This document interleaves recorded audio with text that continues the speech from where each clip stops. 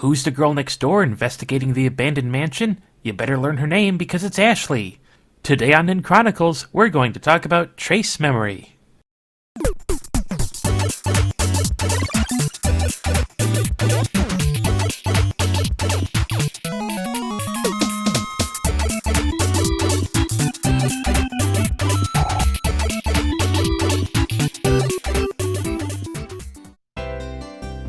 Trace Memory is an adventure game developed by Cing and released in 2005, an early title for the Nintendo DS. Trace Memory is specifically the US name of the game, as everywhere else in the world it's known as Another Code, Two Memories. Trace Memory is a game about a young teenager from Seattle invited to an island to reunite with an estranged family member. No, wait, we already did that! This game stars Ashley Mizuki Robbins, a young girl whose parents were murdered in 1994. Ever since then, she was raised by her Aunt Jessica, up until shortly before her 14th birthday when she was given a message that her dad was actually still alive. The message was delivered to her via the DTS, an oddly familiar gadget. Hey, wait a minute, I recognize this. You can't fool me. This is the system I'm playing the game on. Oh man, those cheeky devs at Cing made the DS a major part of Trace Memory's gameplay. It's got 2 screens, a touchscreen, even a camera. Wait, a camera? Those weren't even part of the DS in 2005. That's still 3 years away at this point. Talk about foreshadowing. Okay, so it's not technically a DS, but a DTS, which stands for Dual Trace System. It keeps track of your inventory, your camera roll, your save data. It's a pretty handy thing to have. I think every household should have one. Now available at stores everywhere, only for the low price of $149.99. And we can all thank the creator of this product, Ashley's dad. You know, I was all ready to see what your deal was and find out why you abandoned your kid for so long, and now I find out you're stealing credit for something Nintendo did. How dare you! Trace Memory plays like an adventure game. You explore an island searching for clues, picking up items to solve puzzles. In case the emphasis on the DS wasn't a giveaway, practically all of the puzzles in this game are going to make use of one of the DS's features, like the touchscreen, the microphone. Oh, and this one? Oh, I'm not going to spoil how you solve this one. You got to figure that out yourself. Sometimes you'll even need to take a picture of one scene and overlap it on another to get the answers you need. That camera really is handy. If you have certain pictures in your camera roll, some puzzles will be easier and even a few dialogue scenes will play out differently. Hey, that's a nice touch. Early on in the adventure, Ashley runs into a ghost named D, a young boy who died in the 40s and can't remember anything. The last thing he remembers is the image of a hand which is imprinted on his chest. It's up to you two as a corporeal being and a lost spirit to figure out what's going on in this island and uncover the truth of your memories. Oh, I get it. Another code, 2 memories. That's the name of the game! Actually, while that is true, later in the game you'll find another reason why it's called 2 memories. Even the name has dual meanings. How cool is that?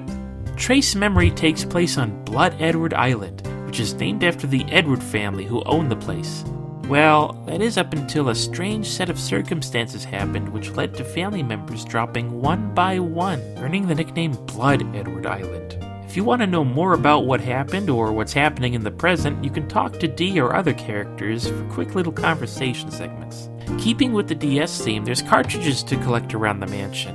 The first few are in plain sight and pretty much mandatory to move on, but these blue ones you get from exploring the mansion and expand on some of the game's backstory, so keep an eye out for them. Or rather, tap whatever you can for them. In the game, Ashley's birthday will match up with the month and day of the player's birthday. However, as Trace Memory takes place the day before Ashley's birthday, and it was originally launched in Japan on February 24th, her canonical birthday is February 25th, 1991. So, big congrats to anyone born on that date. You officially share the same birthday as a Nintendo character. Trace Memory is split up into 6 chapters, usually defined by entering a new section of the mansion. Generally, most of the puzzles in the chapter can be solved within the area, but there are a few times where you need to go back to older parts of the mansion you already explored to pick up something for a puzzle you're stuck on. Now, if you're thinking that you'll just be a diligent explorer and click on everything you see, or maybe you're on the second playthrough and know what to do, don't get too ahead of yourself. Ashley won't always pick up something for a puzzle unless she knows there's a puzzle to solve. Also, you want to pay attention to what's happening because you get a quiz at the end of each chapter.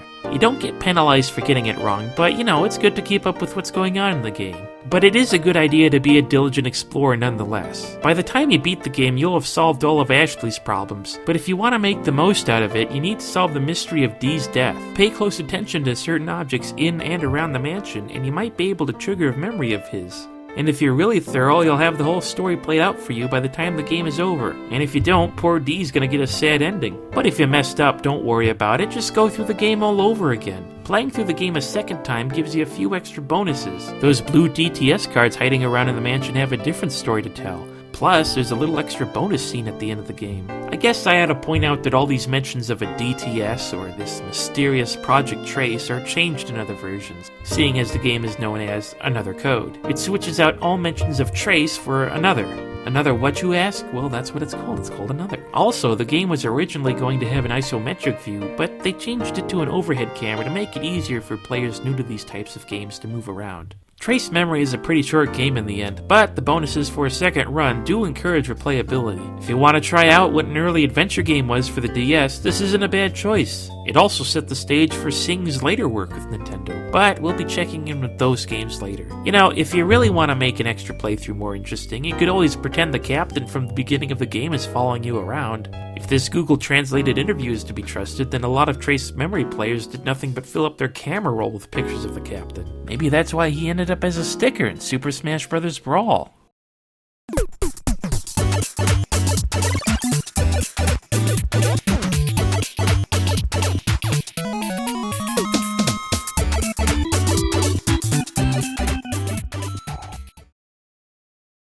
Oh no, Ashley, watch out for that ghost. Oh, Ashley, I got a bad feeling about these tombstones. Zoinks, Ashley, I forgot my boat.